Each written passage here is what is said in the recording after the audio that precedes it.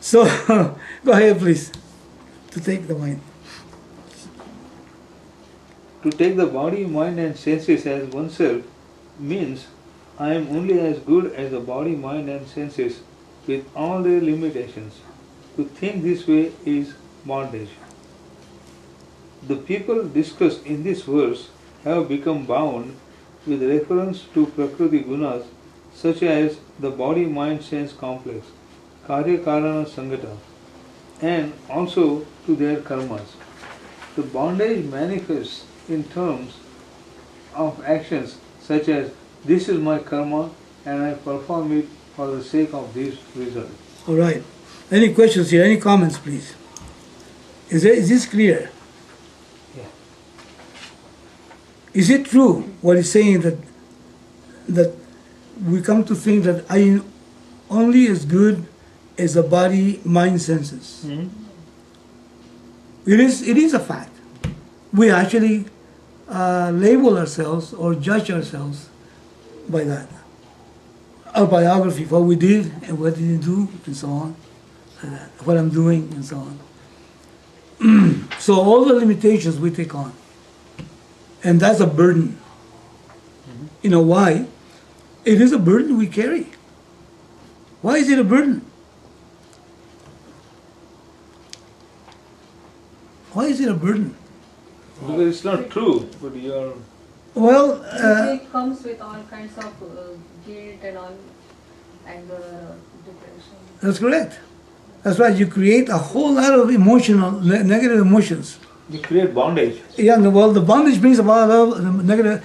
Let's say if somebody is leaning against you all the time, it's limiting you. So what do you want? Yeah, so let's suppose a person has power over you. Are you going to be happy? You might smile to the guy, but you hate the fellow. You face the condition. You hate it. Even if the person is a beautiful girl, you're a guy, and she's really beautiful and all that stuff, but if she's leaning, eventually you say, hey, wait a minute, cool it, get away. I need my space, we call it.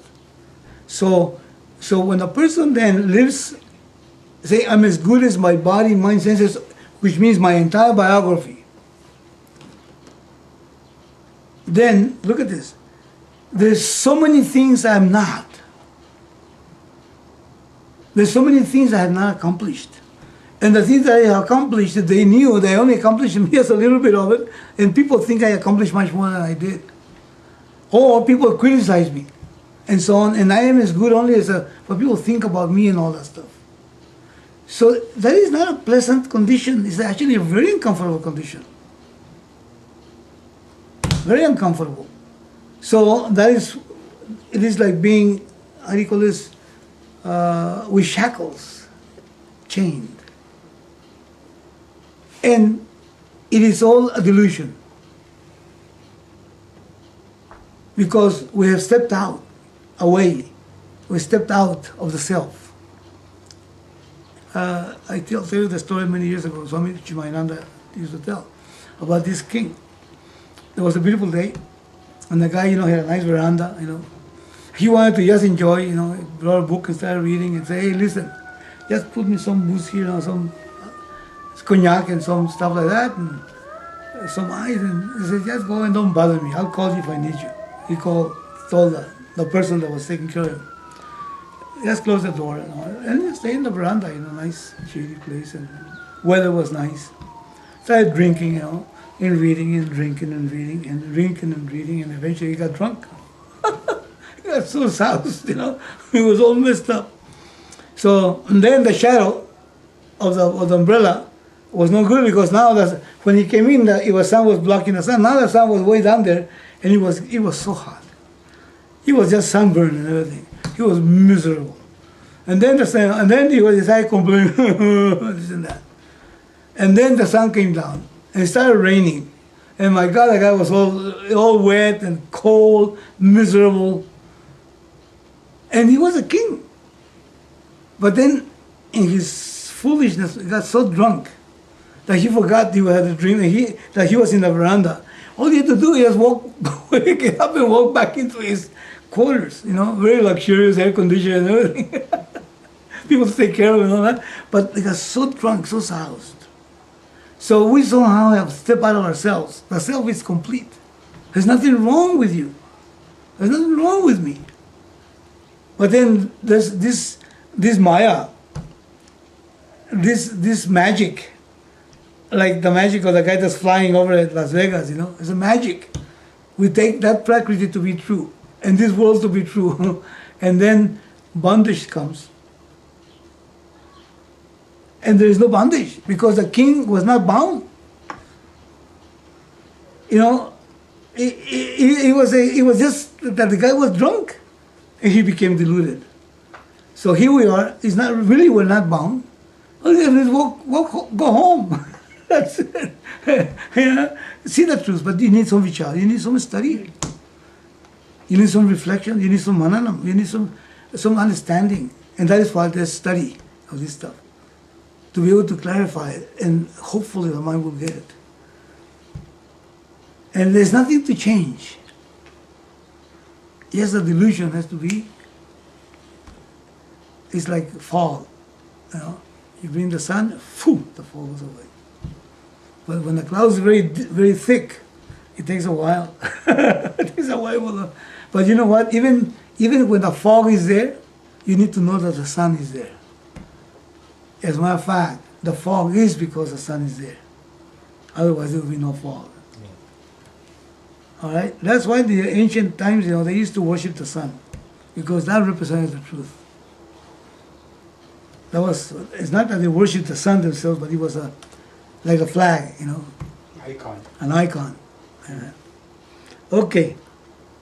So to take the body, mind, and senses as oneself means I am only as good as the body, mind, and senses with all the limitations. To think this way is hell. Bondage.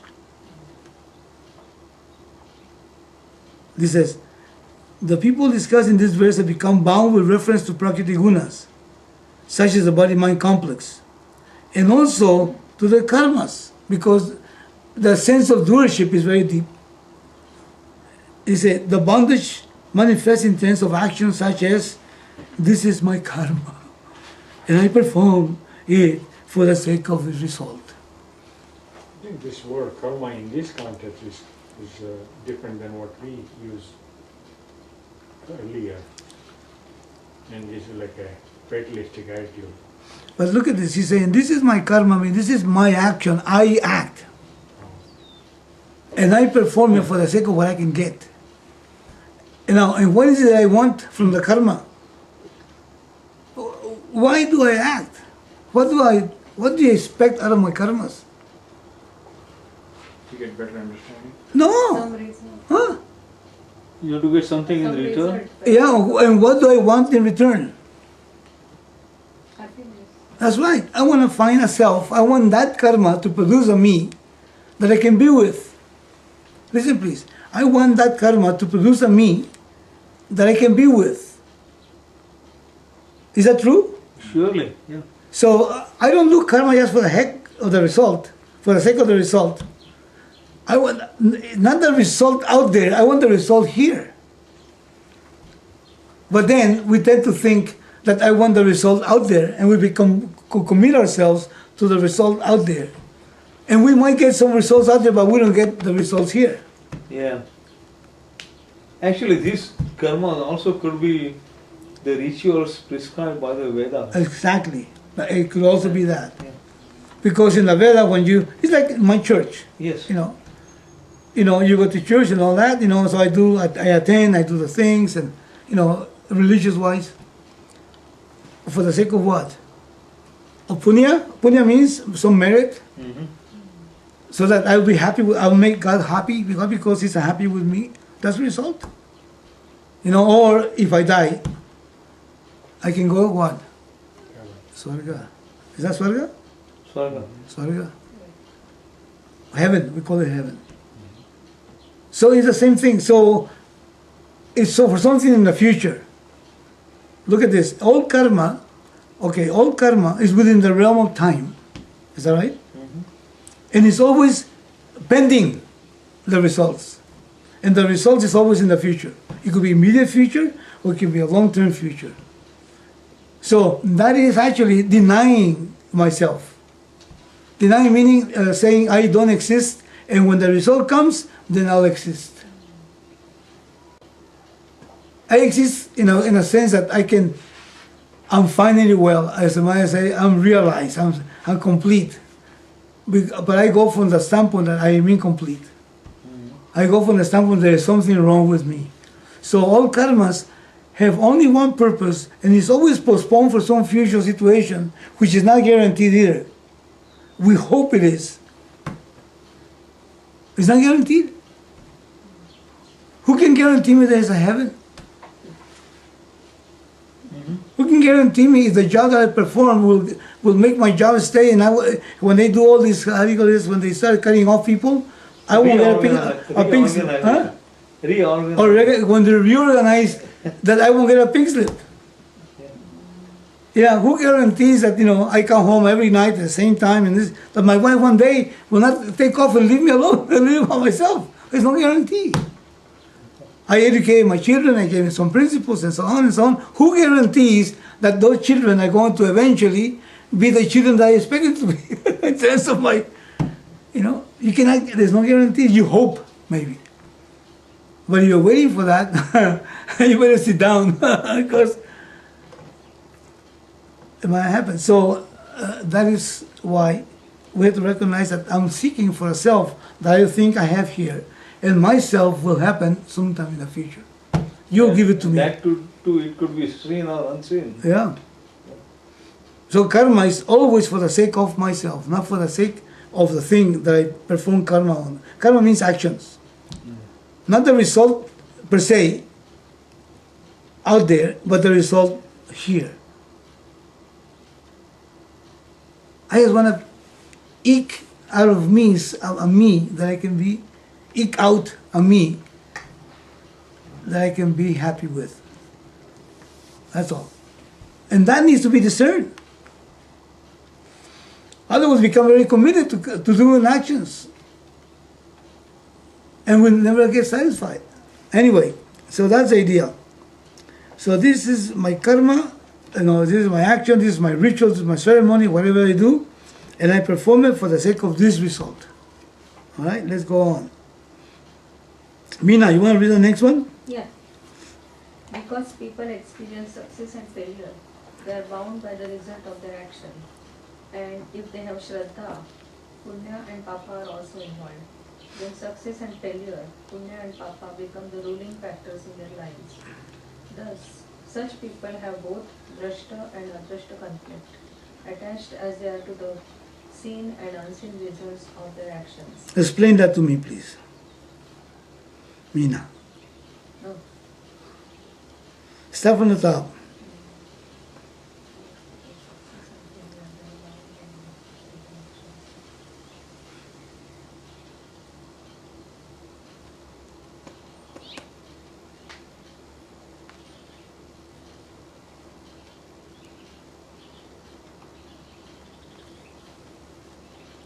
What does it mean if there is Shraddha? The fate. Does that mean that some people don't have Shraddha? Some people might not have Shraddha? Who might not have Shraddha and who has Shraddha? Shraddha means what? Faith. Faith, yeah. Gnostic and Yeah, there will be people who don't believe in God. That's correct. yeah. So in other words, Shraddha means a belief in some supreme being. Call it whatever you want. So then this person, he says,